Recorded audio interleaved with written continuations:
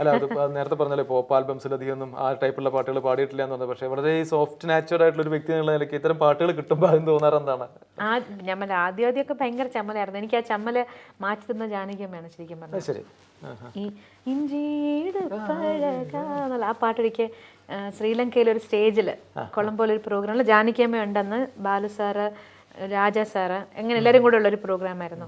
അന്ന് ഇതുപോലെ സ്റ്റേജിൽ വെച്ച് ജാനകിയമ്മ പാടി തന്നിട്ട് എന്നെ കൊണ്ടത് റിപ്പീറ്റ് ചെയ്യിച്ചു സ്റ്റേജിൽ. രണ്ട് സിംഗേഴ്സ് പാടുമ്പോഴുള്ള വ്യത്യാസം കാണിച്ചു കൊടുക്കാനായിട്ട്. അപ്പൊ ജാനകിയമ്മ പാടുമ്പോൾ വേറൊരു എക്സ്പ്രഷൻ ആയിരിക്കും, ഞാൻ പാടുമ്പോൾ അത് വേറെ എക്സ്പ്രഷൻ ആയിരിക്കും. അങ്ങനെ അപ്പൊ അതിനകത്ത് മടക്കവനും കൂടുതലില്ല ഏതിന് പാടാൻ ഓപ്പൺ ആക്കിയൊരു എനിക്കത് അങ്ങനെ പാടാൻ ഭയങ്കര ചമ്മൽ. സ്റ്റേജിൽ ഇത്രയും ഓഡിയൻസിന്റെ മുമ്പിൽ ജാനകിയമ്മയുടെ മാത്രമല്ലേ അനങ്ങുള്ളൂ. ഞാനത് അങ്ങനെ ജാനകിയമ്മ പാടിയ മാതിരി പാടിയില്ല, ഞാൻ വെറുതെ പ്ലെയിൻ ആയിട്ട് പാടി.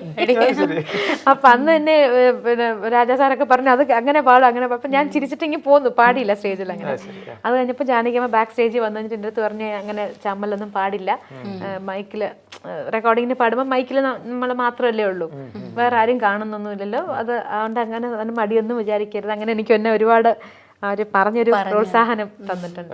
ചേച്ചി ഒരുപാട് വിദേശ രാജ്യങ്ങളിൽ പോകുന്നുണ്ട്, ഇപ്പോഴും പോയിക്കൊണ്ടിരിക്കുന്നത്. ഇപ്പൊ അടുത്തിടെ തന്നെ നീ പോവല്ലേ ദുബായിലൊക്കെ.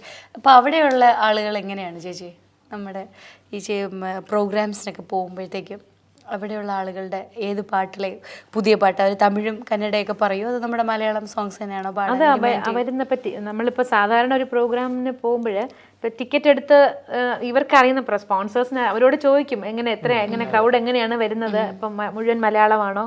അപ്പൊ അവര് പറയും ടിക്കറ്റ് പോകുന്ന എല്ലാ ഭാഷയിലും പാടിയിട്ടുള്ളതുകൊണ്ട് സാധാരണ 3 ലാംഗ്വേജ് ആണ് മെയിൻ പാടുന്നത്, തമിഴും മലയാളം ഹിന്ദിയും. തെലുങ്കും കന്നഡയും ഓഡിയൻസ് ഉണ്ട്. അല്ലെങ്കിൽ റിക്വസ്റ്റ് വന്നാൽ എന്റെ കയ്യിൽ എപ്പോഴും ബുക്ക് ഉണ്ടാവും വന്നാൽ. പക്ഷെ ഓർക്കസ്ട്രയ്ക്ക് അറിയില്ലെങ്കിൽ അവരെന്തെങ്കിലും അക്കമ്പനി ചെയ്തു തരും, പാടും.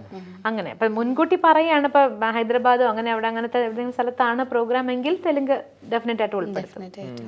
ഇപ്പൊ തമിഴിൽ ഇപ്പൊ ഈ പാട്ടിന്റെ കാര്യം പറഞ്ഞപ്പോഴാണ് ഇപ്പൊ ഇഞ്ചി എടുപ്പഴങ്ങനെ കാര്യം പറഞ്ഞപ്പോ ഒരു ശരിക്കും പറഞ്ഞ ഫോക്ക് എലമെന്റ് ഭയങ്കരമായിട്ടുണ്ട് അതിനകത്ത്. അപ്പൊ അതിൽ ഇപ്പൊ നേരത്തെ പറഞ്ഞ ആ ഒരു സെക്സി അല്ലെങ്കിൽ ഹസ്കി എന്നുള്ളതിനേക്കാൾ കൂടുതൽ ഒരു ഫോക്കിന്റെ സംഭവമാണ് ഓപ്പൺ ഇതിൽ വരുന്നത്. അത് ശ്രദ്ധിക്കാറുണ്ട്. തമിഴിൽ ഒരുപാട് ഫോക്ക് ഉണ്ടെന്ന് കേൾക്കുന്നില്ലേ? ഞാൻ പറയാം ഈ പൊതുവെ പറയുന്ന നമ്മൾ പലരുടെയും പാട്ടുകൾ കേൾക്കണം ഒരുപാട്.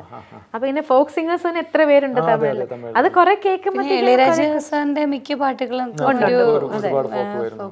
രാജാ സാർ തന്നെ എന്നോട് പറഞ്ഞിട്ടുണ്ട് ഒരുപാട് പാട്ടുകൾ പഴയ ആൾക്കാർ പാടിയതും അങ്ങനെ ഡിഫറെന്റ് ആയിട്ടുള്ള ആൾക്കാരുടെ പാട്ടുകൾ കേൾക്കണം വെച്ചാൽ അതങ്ങനെ ഇമിറ്റേറ്റ് ചെയ്യാനല്ല, ഒരു പാട്ട് പാടുമ്പോൾ ആ സ്റ്റൈല് നമുക്ക് വരാൻ വേണ്ടി മാത്രം. ഇപ്പൊ ചില പാട്ട് പാടുമ്പോൾ ഈശ്വര്യമ്മ പാടുന്ന സ്റ്റൈലിൽ പാടേണ്ടി വരും ചില പാട്ട്.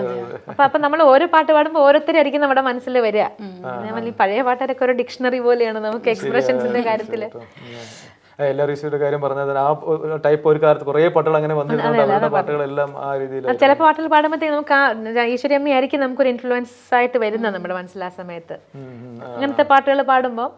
അപ്പൊ അതുകൊണ്ട് പറയണം ഒരുപാട് പഴയ പാട്ടുകൾ പഴയതെന്നല്ല, ഒരു പലര് പാടിയ പാട്ടുകൾ കേൾക്കണം എപ്പോഴും നല്ലതാണ്.